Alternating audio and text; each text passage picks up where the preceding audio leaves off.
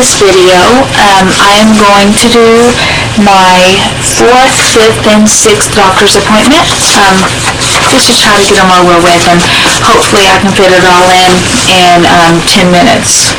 My other ones have been fairly short so far, so hopefully I can. And sorry for so much wiggling around, but the floor is kind of uncomfortable. So, excuse me. My 4th doctor's appointment was on April 15th. Actually, not my 4th. I'm sorry. My 2nd doctor's appointment was on April 15th. I was 10 weeks and 4 days along. At this point, my doctor was on maternity leave. So I was seeing other doctors throughout the practice.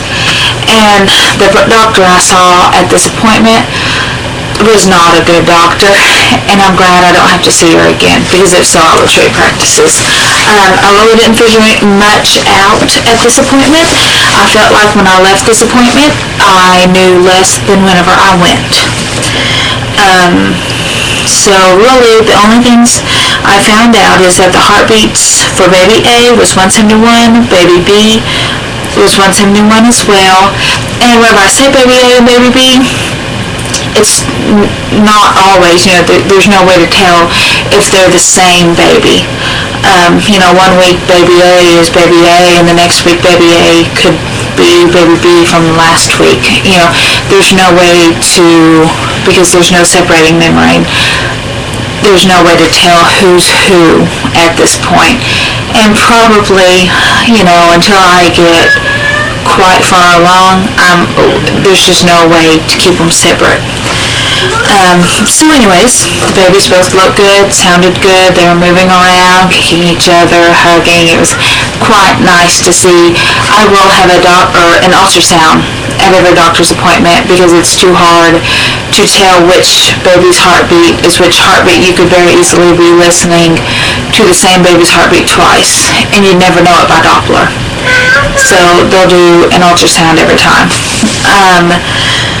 I had no sugar or protein in my urine, no weight gain, and my blood pressure was good. My morning sickness did start at about 8 weeks, and it was quite rocky. I could really only eat very, very, very bland things. I think that my morning sickness was worse with this pregnancy than my previous two.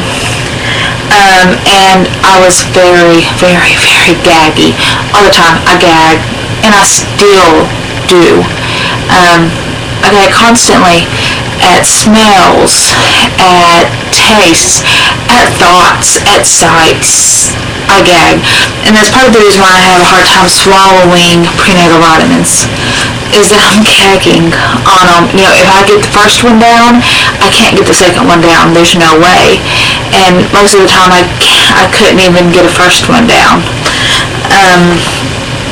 So anyways, I did start having smell aversions, which was new with this pregnancy. I didn't deal with anything like that with my previous two.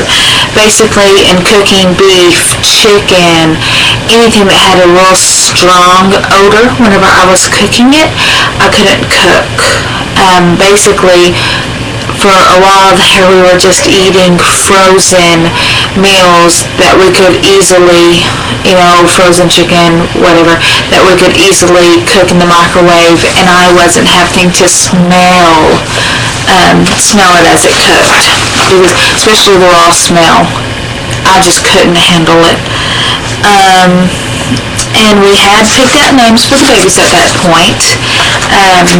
If they are girls, the name is Janie Elise and Sophie Rose, and the boy names are Levi Douglas and Caleb Joseph.